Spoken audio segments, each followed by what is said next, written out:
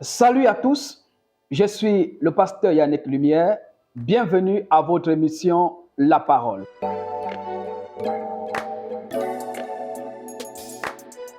Nous avons la question qui est de savoir, faut-il goûter avant le mariage? Et pour en débattre cela, nous allons d'abord laisser la parole au révérend Josué pour nous donner en 2 minutes quelque chose concernant ce sujet. Que dit la parole de Dieu à ce sujet? Merci d'avoir me donné la parole. Que la paix du Seigneur Jésus-Christ soit sur notre vie.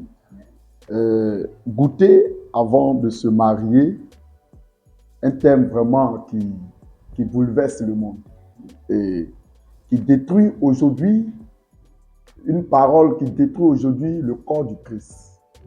Et des personnes n'ont pas compris qu'est-ce que veut dire cette parole au temps ancien et à notre temps, au temps de Jésus-Christ. Donc ici, pour vous répondre, je veux dire que goûter avant de se marier n'est pas quelque chose d'abord qui est biblique, mais c'est une parole qui a été mal interprétée. Voilà. Parce que si nous goûtons avant de se marier, nous allons ressembler aujourd'hui à des personnes qui vivent dans le monde. Il n'y aura plus de différence entre le chrétien et celui qui n'est pas chrétien. Parce que le monde goûte avant de se marier. Donc, si je comprends bien, révérend Josué, vous êtes contre le goûter avant le mariage. Yes. Donc, il faut d'abord se marier avant de goûter. Je reviens sur vous tout à l'heure. Aujourd'hui, nous remarquons que pour une personne, avant d'épouser une femme, parfois ils font 10 ans de concubinage. Est-ce que cela n'est pas parce que c'est le temps de se connaître avant de prendre la décision de l'épouser? Donc, faut-il refuser de goûter, comme dit le pasteur, et attendre jusqu'au mariage? Alors, effectivement, ici, cela cause vraiment beaucoup de soucis aujourd'hui parce que notre société aujourd'hui est beaucoup bouleversée par ce que dit l'homme de Dieu aujourd'hui. Parce qu'aujourd'hui, on voit le nombre de divorces ne fait qu'augmenter. Aujourd'hui, on voit plusieurs femmes malheureuses. Imaginons une femme qui a plus de 35 ans, 40 ans, qui n'a même pas un enfant dans sa vie. Elle se pose vraiment beaucoup de questions. Alors aujourd'hui, dans nos familles africaines, lorsqu'il n'y a pas d'enfants, on peut dire que le bonheur est presque inexistant. Donc, allant comme ça sur ce point, on a vu plusieurs femmes dire que j'ai eu l'idée de vouloir avorter cet enfant, mais je l'ai gardé. Aujourd'hui, peut-être que cet enfant est devenu un grand footballeur, il est devenu un président, il est devenu un ministre. Donc, on voit par là que ceux qui décident de se connaître avant de se marier n'ont pas aussi tort. Donc, si je comprends, pasteur Innocent, si je comprends très bien votre position, vous ne condamnez pas obligatoirement ceux-là qui ont décidé de goûter avant de se marier. Oui, parce que même il y a des cas qui tendent vers la ménopause et qui n'ont pas d'enfant. Qu'est-ce qu'elle fait dans ce cas? Parce qu'il y a des situations qui sont urgentes. Voilà. Il y a des situations qui sont urgentes. Et c'est la non-résolution de ce problème qui aujourd'hui engendre beaucoup de conflits dans les couples. Si je comprends, pasteur Innocent, je reviens sur vous tout à l'heure. Oui. Révérend pasteur Josué, nous avons écouté les arguments du pasteur Innocent, qui n'est pas complètement faux. Vous voyez, nous parlons ici d'un thème qui est vraiment complexe. Goûter, voir. Et qui doit goûter? C'est le païen ou c'est le chrétien? Selon le livre de Exode, le chapitre 22, le verset 16, la Bible dit clairement, si un homme séduit une vierge qui n'est point fiancée et qu'il couche avec elle, il paiera sa dot et la prendra pour femme. Selon ce verset biblique, nous voyons que la dot ou encore le mariage est fait après avoir que l'homme a couché avec la vierge. Essayez de nous éclairer un peu sur cette parole. D'accord, je vais répondre avec un verset biblique qui nous éclaire parce que ici dans Exode, il a donné ça seulement brièvement. Mais ici dans le livre de Deutéronome chapitre 22, le verset 13 d'abord, on va commencer au verset 13. Il dit, si un homme qui a pris une femme et est allé avec elle, éprouvé ensuite de l'aversion pour sa propre, pour sa personne, pardon, s'il lui impute des choses criminelles et porte atteinte à sa réputation en disant « J'ai pris cette femme, je me suis approché d'elle et je ne l'ai pas trouvée vierge. » Vous savez, je vais répondre ici quoi. D'accord. Le goûter voir, la dot que tu vois, que vous êtes en train de parler ici là. Est-ce que dans notre esprit, lorsque nous méditons cette parole, est-ce qu'en réalité la dot n'existait pas? Non, la dot existait, oui, mais dans le contexte que l'homme doit d'abord connaître la fille selon ses passages avant de payer sa dot. Il faut écouter. D'accord. C'est parce que ça, c'est comme si que c'est palable, c'est le litige qui est là. D'accord. Ça veut dire que ce dernier-là, lui, il refuse de prendre la femme. Non. Ok.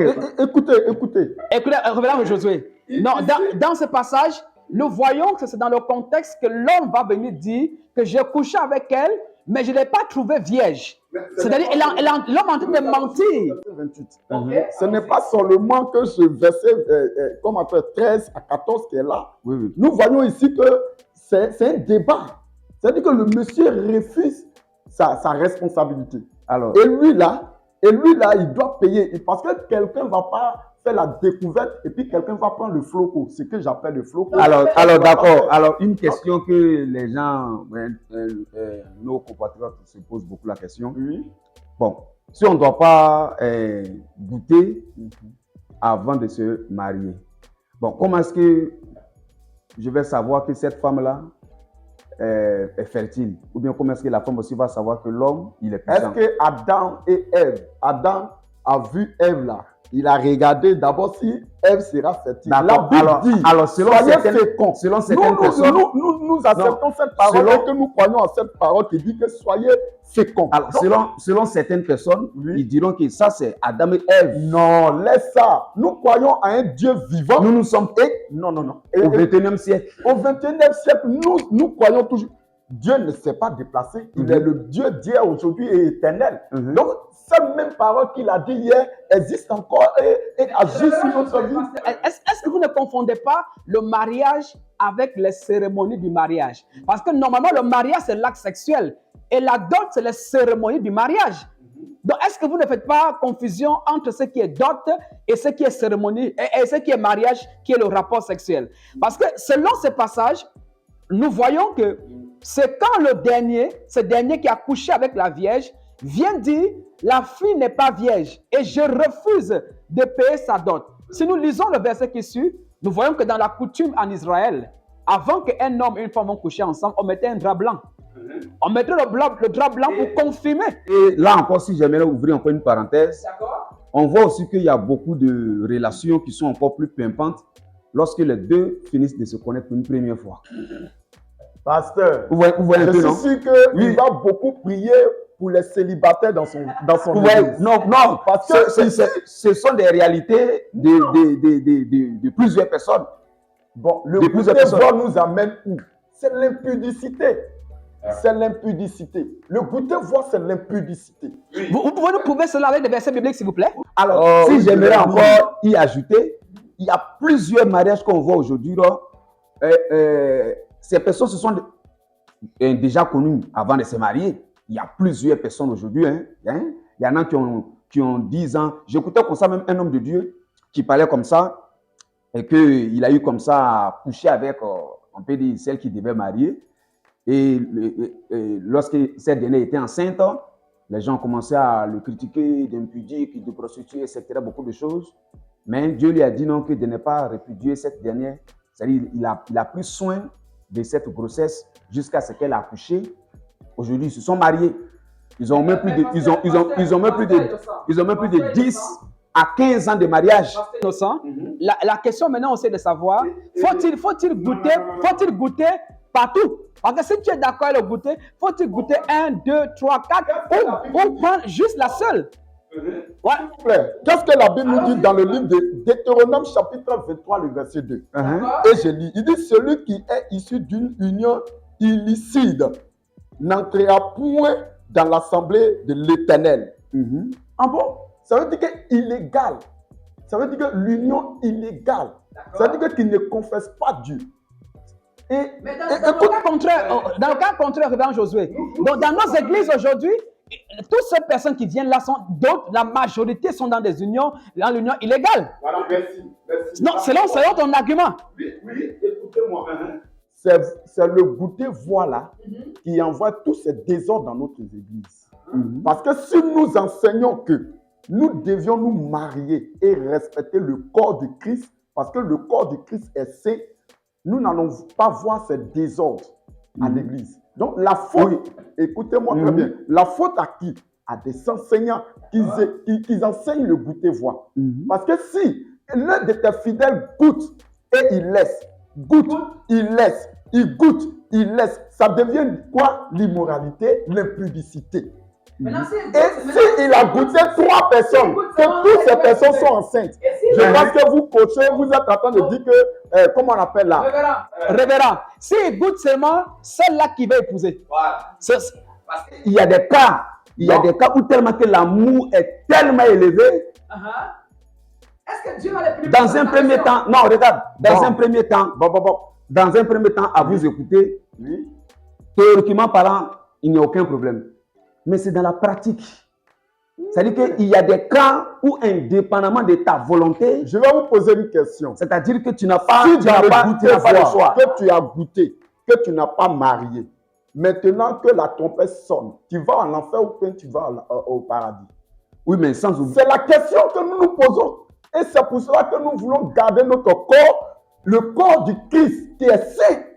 Donc cela veut dire cela veut dire nous attendons le retour du Christ. Et c'est pour cela que nous devons vivre une vie saine. Voici une préoccupation. Oui. Il y a des gens qui se disent comme ça. Ok, je vais rester avec cet homme. On prie, on va rester jusqu'au mariage. Alors, supposons qu'au mariage, la dame remarque que le papitou du monsieur ne fonctionne pas. Oui, pasteur, vous êtes en train de faire un autre sujet que je ne vais pas laisser le sujet que... Non, je viens sur ça aussi. Je dis et je répète, si nous sommes dans le goûter-voix, que le Christ revient, il vient sur la terre, on ira en enfer ou au paradis s'il n'y a pas eu de dot et de mariage. Alors, est-ce que seulement c'est le goûter-voix qui amène en enfer? Il y a plusieurs autres péchés. Comme par exemple, la haine. Non. Nous sommes la haine, les mauvaises paroles. Il n'y a pas que ça. Écoutez-moi. Et on a. Le péché que vous êtes en train de dire, tout ça là, Dieu regorge. Il dit que ça soit l'immoralité, le mensonge, le goûter-voix, tout cela est un péché devant lui. Donc, il n'y a pas de petit ni de grand péché. Oui. Donc, ici, nous sommes en train de parler du goûter-voix. Et nous devons. On doit s'appuyer sur le goûter-voix. Ça peut aller. On doit s'appuyer sur le goûter-voix.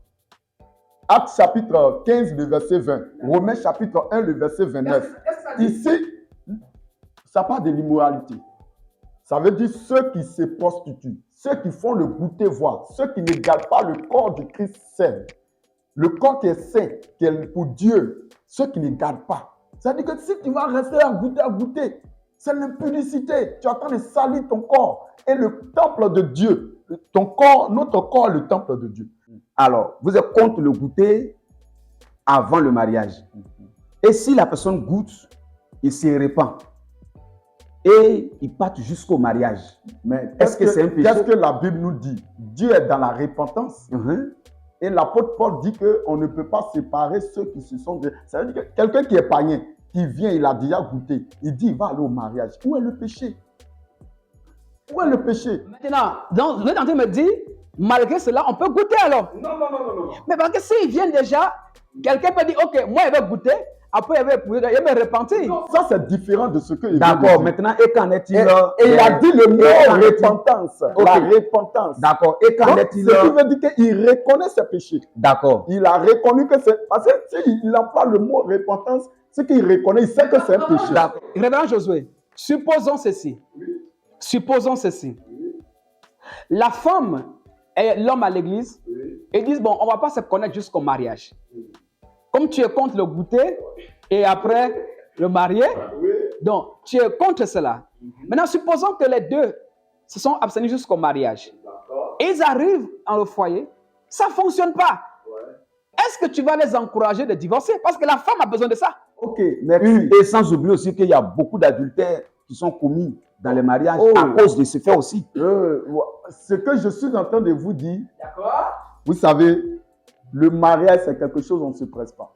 Ça fait un. Il faut s'étudier. Tu ne peux pas faire la découverte d'un monsieur 1 mois, 2 jours, et puis tu vas commencer à tomber dedans. Et comment tu vas savoir que ça ne fonctionne pas?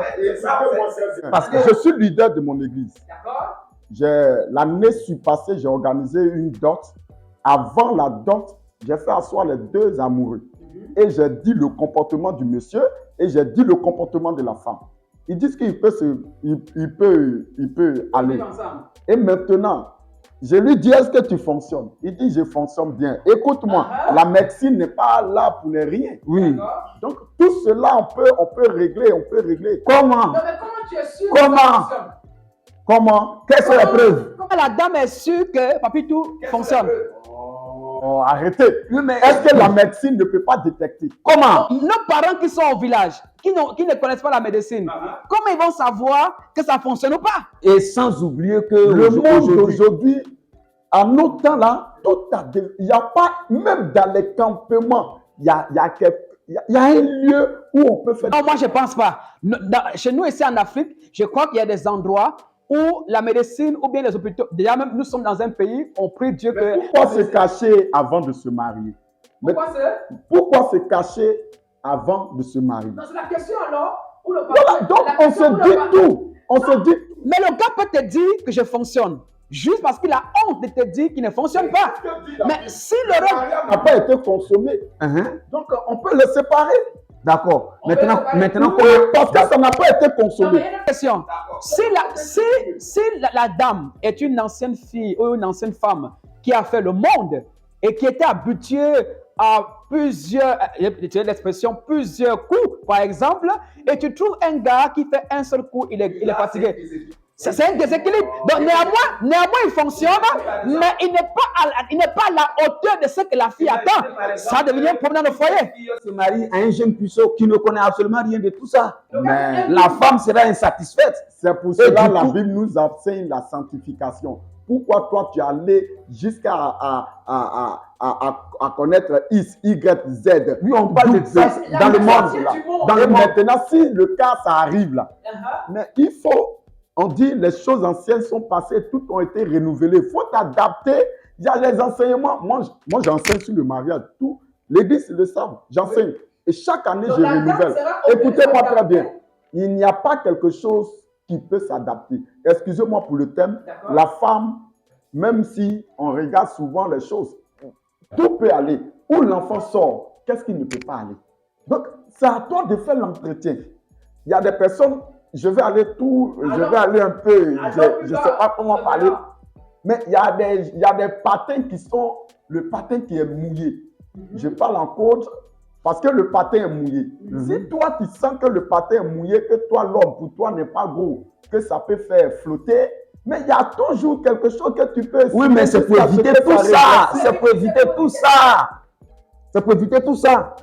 Mais toi, qu'il y en a qui optent. Vous pensez que... ce n'est pas général. Ce n'est pas général. Vous pensez que... Mais il y en a qui optent. Mais pourquoi vous vous mariez, chacun de vous, vous ne parlez pas de vos désirs? Oui, mais ça, c'est... Au fait, ça... Écoute-moi très bien. Non, c'est qu'on est en train de Moi, parler... j'ai fait le monde. Écoutez-moi C'est qu'on est en train de parler... J'ai fait le monde. Ce n'est pas de façon théorique. Nous parlons de la pratique. Bon, je vais vous donner moi mon exemple. Moi, avant de me marier, j'ai dit à ma femme, chérie, je fais cette confession. J'ai tourné dans ce monde.